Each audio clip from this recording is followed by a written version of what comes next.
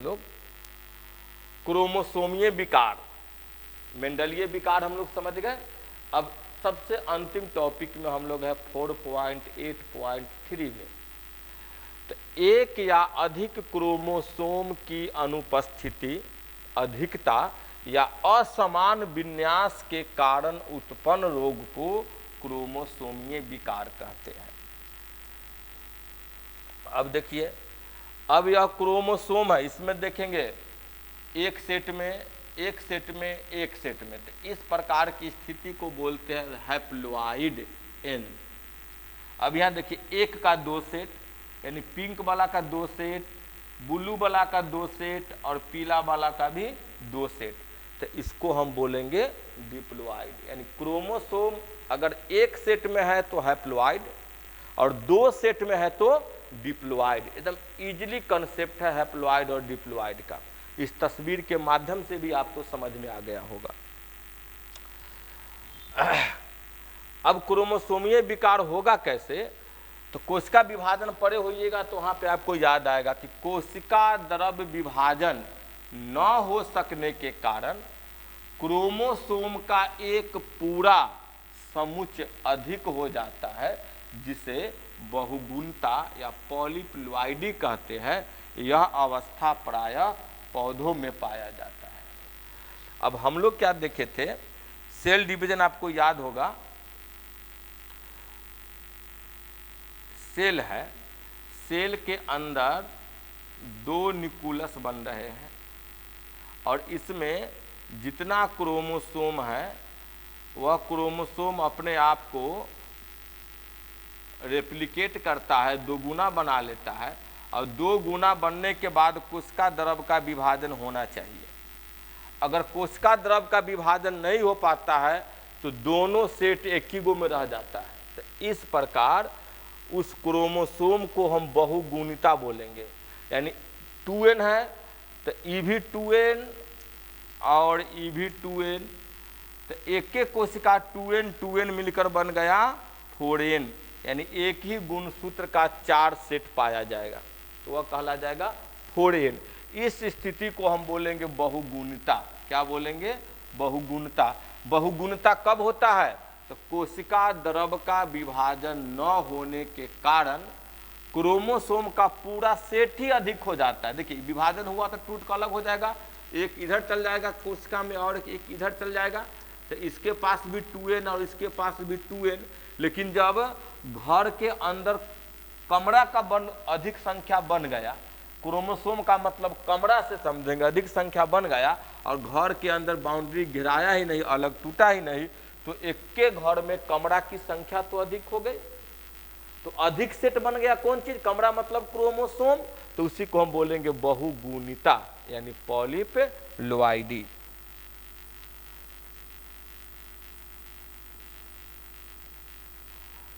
अब कोशिका विभाजन के समय क्रोमैटिड का विसंयोजन की अनुपस्थिति के कारण एक क्रोमोसोम अधिकता या हानि हो जाती है, इसे असुगुणिता यानी एन्यूप्लॉइडी कहते हैं। अब समझिए, बहुगुणिता क्या है और सगुणिता क्या है। जब पूरे सेट दोगुना हो गए, पूरे सेट बढ़ गए, तो इसको हम बहुगुणिता कह दिए। अब कोई एक सेट बढ़ रहा है तो उसको हम असुगुणिता कहते हैं। यह कब होता है? तो कोशिका विभाजन के समय क्रोमैटिड का विसंयोजन। जैसे हम देखते हैं, एक क्रोमोसोम है, कोशिका विभाजन पढ़े हुएगा तो आपको याद आ रहा होगा, एक क्रोमोसोम है, जब कोशिका विभाजन के समय आता है तो अपने जैसा एक और क्रोमैटिड का संश्लेषण कर लेता है, दो क्रोमैटिड हो जाता है। इधर से सेंट्रिओल से निकला हुआ फाइबर ये दोनों के क्रोमैटोकोर को पकड़ के खींचने लगता है, जिसके फलस्वरूप दोनों क्रोमैटिड एक दूसरे से टूट कर अलग हो जाते हैं, इधर चल आया और इधर चल आया।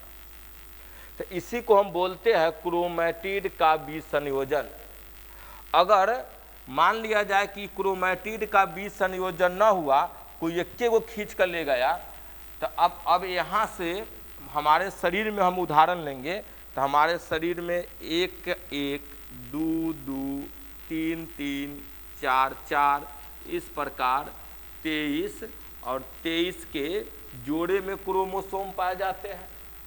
अगर कोई क्रोमैटिड, मान लिया चौथा नंबर क्रोमैटिड टूटा नहीं, आई पूरा सेट एक कोशिका में चला गया, इधर आएगा तो इतने को लेकर आया, इसमें चौथा पाया ही नहीं जाएगा, तो इसमें एक माइनस हो जाएगा और इससे जो कोशिका बनेगा उसमें एक प्लस हो जाएगा। तो जब एक की संख्या यानी एक क्रोमोसोम अधिक हो जाए या कम हो जाए तो इसे हम असुगुणिता कहते हैं। तो आप समझ गए होंगे बहुगुणिता को भी और असुगुणिता को भी। बहुगुणिता में पूरे सेट वृद्धि होती है, 23 सेट है तो 23 सेट का वृद्धि हो जाएगा, लेकिन एन्यूप्लॉइडी में असुगुणिता में कोई एक सेट की वृद्धि हो जाए या एक सेट का नुकसान हो जाए तो वह कहलाएगा असुगुणिता। तो याद रखिएगा दो चीज, क्रोमोसोमीय विकार किसे कहते हैं, या दो प्रकार के, बहुगुणिता और असुगुणिता। बहुगुणिता केवल और केवल अधिकांशतः किसमें पाया जाता है, पौधे में पाया जाएगा। अगर जंतु में बहुगुणिता हो जाए तो जंतु सर्वाइव भी नहीं कर पाएंगे, आगे बढ़ ही नहीं पाएंगे, उसकी खात्मा हो जाएगी। इसलिए जंतुओं में देखने को नहीं मिलता है या केवल और केवल पौधे में देखने को मिलता है। अब चले क्या स्थिति हो जाएगी एन्यूप्लॉइडी की, तो एन्यूप्लॉइडी को देखेंगे दो भागों में बांटते हैं, एक हाइपोलॉइडी और दूसरा हाइपरप्लॉइडी। देखिएगा हाइपोलॉइडी और हाइपरलॉइडी, जब क्रोमोसोम घट गया माइनस हुआ तो उसको बोलेंगे हाइपोलॉइडी, और जब क्रोमोसोम बढ़ गया तो इसको बोलेंगे हाइपरलॉइडी। अब देखिए जोड़े का गुणसूत्र था, इसमें एक गुणसूत्र की कमी हो गया तो बोलेंगे मोनोसोमी।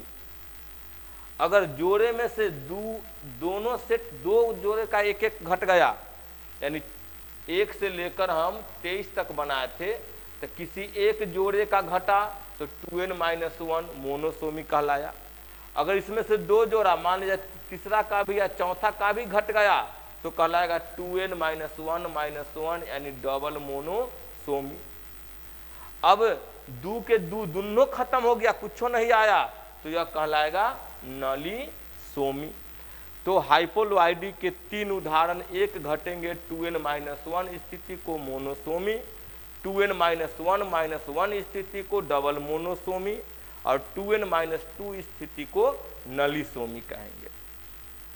हाइपरलॉइडी पोजीशन को देखेंगे तो जब एक क्रोमोसोम बढ़ जाता है तो 2n+1, इसको हम ट्राइसोमी कहेंगे। जब 2n+1+1 यानी दो क्रोमोसोम बढ़ जाएगा तो डबल ट्राइसोमी, और जब दोनों जोड़ी बढ़ जाएंगे तो कहलाएगा टेट्रासोमी। याद रखेंगे, इस सूत्र से कई बार क्वेश्चन पूछा है, मोनोसोमी, ट्राइसोमी, डबल मोनोसोमी, इस सिग्न दे देगा और सिन से क्वेश्चन पूछ देगा आपसे। अब आगे चले हम लोग, एक बीमारी है डाउन सिंड्रोम। अब इसमें क्या होता है, तो जब 21वें क्रोमोसोम की एक संख्या बढ़ जाती है तो इससे छोटे कद और छोटे गोल सिर, जीभ में खांच होता है और मुंह आंशिक रूप से खुला रहता है, चौड़ी हथेली में जैसी संलक्षण दिखाई देते हैं, तो इस विकार को डाउन सिंड्रोम कहते हैं। अब डाउन सिंड्रोम में होगा क्या, आप देखिए बच्चा का एक लक्षण दिखाई दे रहा है। डाउन सिंड्रोम बच्चों में होने वाली बीमारी है। यहाँ पे देखिएगा 1 से लेकर 23 क्रोमोसोम है, 21वां क्रोमोसोम में गौर से देखिएगा एक सेट बढ़ गया, एक सेट क्या हुआ, बढ़ गया, 1 1 1 यानी 3 सेट में हो गया, तो इसको हम लिखेंगे 2n था, इसमें एगो आ गया, तो यह कहलाएगा ट्राइसोमी। यह बीमारी किसका उदाहरण हो जाएगा, ट्राइसोमी का। याद रखिएगा, तो जब 21वां जोड़ी गुणसूत्र में एक गुणसूत्र बढ़ गया तो इससे इस बच्चा का लक्षण क्या हो गया, देखिए चौड़ा चपटा चेहरा हो जाएगा। दूसरा लक्षण, सिर पर चपटा पिछला भाग हो जाएगा। अच्छा, अंगुलियों के सिरे पर अनेक लूप निकल जाएंगे। हथेली क्रीज कर जाएगा, हथेली चौड़ा हो जाएगी। इसका देखिए बड़ी झुर्रीदार जीभ, जीभ इसका बड़ा हो जाएगा, झुर्रीदार हो जाएगा, खांच बन जाएगा, जीभ निकालने रहेगा हमेशा। और इस बच्चे को जन्मजात हृदय रोग होंगे और यह बच्चा 12 से 14 वर्ष के बाद सर्वाइव नहीं कर पाता है, मर जाता है। इस विकार को सर्वप्रथम, इस बीमारी को सबसे पहले लैंगडम डाउन ने 1866 में खोजा था। और यह किसका उदाहरण है? हाइपरलोआइडी का। तो हाइपरलोआइडी में कैसा है? 2n+1 यानी ट्राइसोमी का उदाहरण है। अब ऐसे रोगी में जन्मजात हृदय रोग, शारीरिक मन प्रेरक यानी साइकोमीटर और मानसिक विकास अवरुद्ध रहता है। अगला बीमारी हम लोग देखेंगे, गुणसूत्रीय बीमारी है क्लाइनफेल्टर सिंड्रोम। अब यह बीमारी में होता क्या है? तो यह होने वाला किसका बीमारी है? तो पुरुष का बीमारी है। तो जब किसी पुरुष में एक एक्स क्रोमोसोम की अधिकता हो जाती है तो उससे उत्पन्न विकार को क्लाइनफेल्टर सिंड्रोम कहते हैं। अब देखिए इसमें क्या हो गया, इस समानता व्यक्ति के शरीर में 46 क्रोमोसोम होते हैं, लेकिन इसके पास एक क्रोमोसोम बढ़ गया। कौन सा क्रोमोसोम बढ़ा? तो सेक्स क्रोमोसोम में समानता मनुष्य के पास में एक्स और वाई होते हैं, इसके पास में बढ़ गया कौन चीज? एक एक्स क्रोमोसोम ज्यादा हो गया। अब एक एक्स क्रोमोसोम ज्यादा हो गया तो इसके पास लक्षण देखिए क्या क्या पड़ गया। तो इसके लक्षण पड़ गए, यह व्यक्ति तो मेल है दिखने में, लेकिन इसके अंदर फीमेल का लक्षण दिखाई देने लगता है।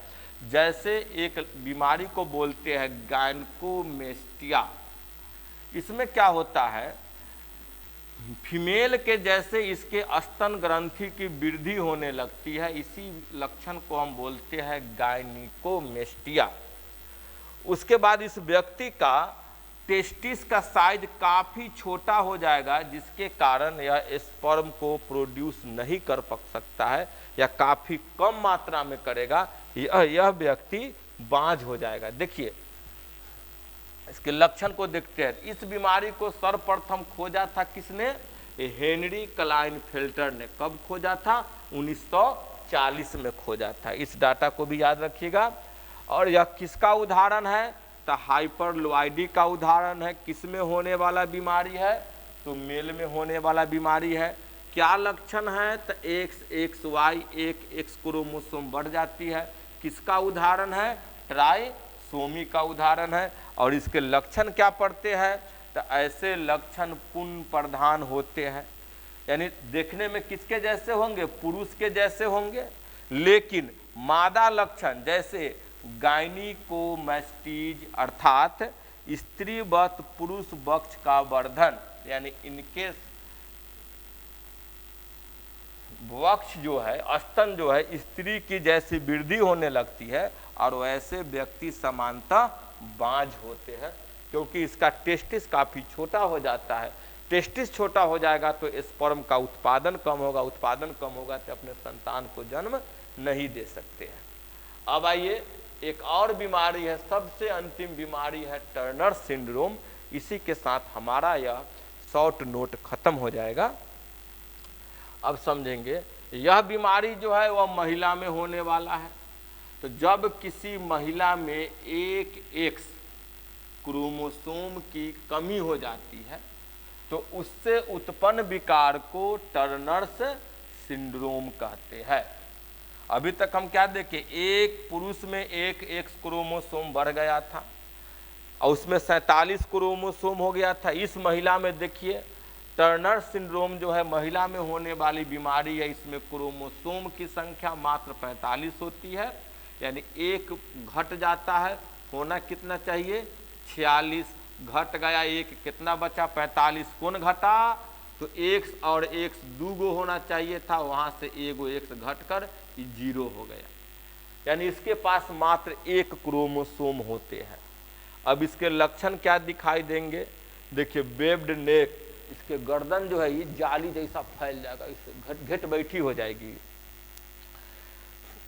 लो हेयर लाइन, काफी गर्दन छोटी हो जाएगी। उसके बाद इसकी शरीर का आकार भी छोटा हो जाएगा, यह स्त्री छोटी हो जाएगी। सबसे मुख्य रूप से प्रभाव पड़ेगा तो इसके ओवरी का विकास नहीं हो पाएगा, जिसके कारण यह स्त्री जो है बांझ हो जाएगी, इनफर्टिलिटी हो जाएगी, अंडाणु का निर्माण नहीं कर सकता है। इसमें सेकेंडरी सेक्स कैरेक्टर यानी द्वितीय लैंगिक लक्षण का अभाव होगा। इसका मासिक चक्र का भी व्यवधान होंगे। अब इनके इस बीमारी की खोज, इस बीमारी की खोज हेनरी टर्नर ने किया था। कब किया था? 1938 में किया था। और यह किसका उदाहरण है? तो हाइपोलोआइडिक का, यानी माइनस वाला उदाहरण है। किसमें होने वाला बीमारी है? तो फीमेल में होता क्या है, एक एक्स क्रोमोसोम रह जाता है, इसको क्या बोलते हैं? Monosomy 2n-1। इसका उदाहरण क्या हो जाएगा? 2n-1। याद रखिएगा, ऐसी नारी बांझ होती है क्योंकि अंडाशय अल्प वर्धित होते हैं, कम विकसित होता है और द्वितीयक लैंगिक लक्षण का अभाव होता है। यह था हमारा नए एनसीईआरटी के अनुसार से चौथा चैप्टर और पुराने एनसीईआरटी के अनुसार से पांचवें चैप्टर के पूरे चैप्टर का एक छोटी सी सारांश। लेकिन एनसीईआरटी की लगभग हर एक चीज़ों को हमने कवरेज किया है इसमें।